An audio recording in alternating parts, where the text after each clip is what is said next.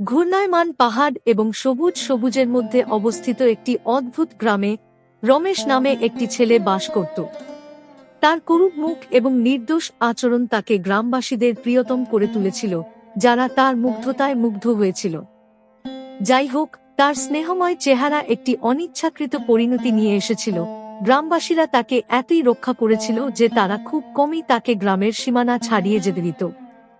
উষ্ণতা এবং যত্ন পেলেও রমেশ তার পরিচিত পরিবেশের বাইরে পৃথিবী সম্পর্কে একটি জ্বলন্ত কৌতূহল পোষণ করেছিলেন।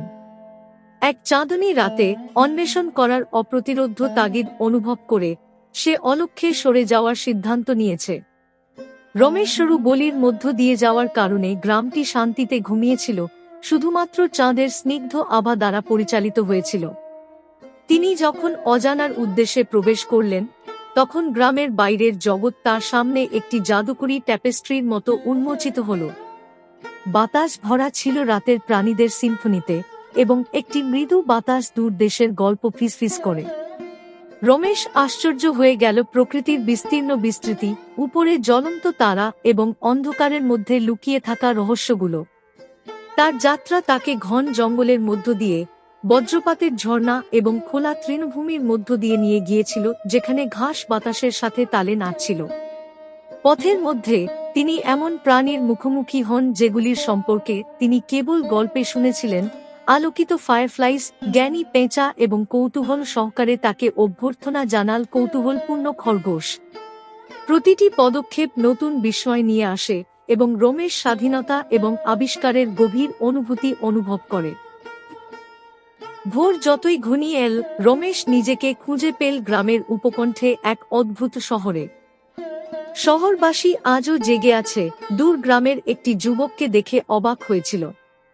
রমেশ তার সংক্রামক কবচ দিয়ে দ্রুত বন্ধু তৈরি করে এবং তার নিজের গ্রামের গল্পগুলি ভাগ করে দুই বিশ্বের মধ্যে একটি সেতু তৈরি করে।